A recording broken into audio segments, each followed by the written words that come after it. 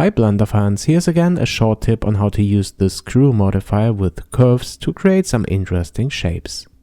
So let's start here by adding the curve, and I will choose a path.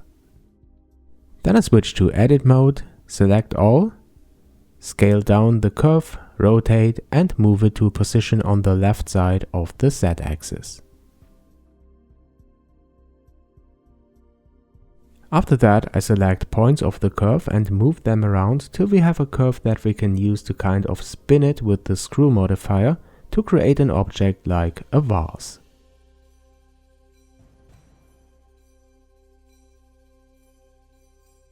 Okay, so with the curve selected, I switch to object mode, and then I go to the modifier tab and select the screw modifier, and directly after selecting it, you can see the shape that is created by just spinning the curve around the Z-axis.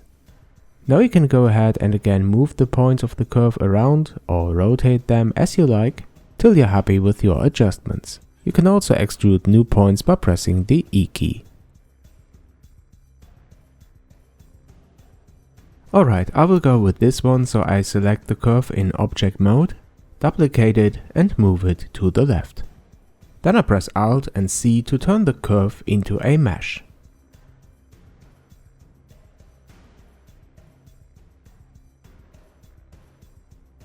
Then I add a solidify modifier to it to add a bit of thickness to the model.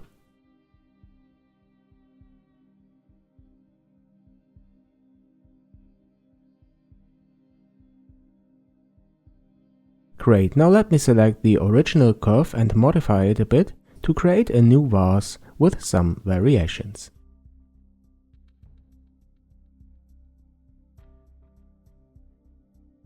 After that, I decreased the steps of the screw modifiers to 4, which will produce a vase that is more edgy.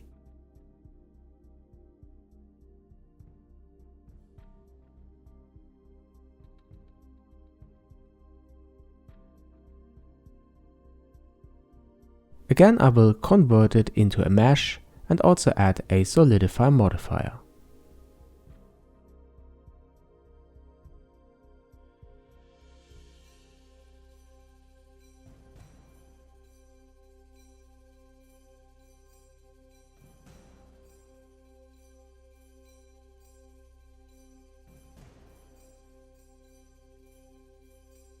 So basically that's it. In the end, before I render this, I will add cycles materials to the models, and for these ones I will use the principled shader.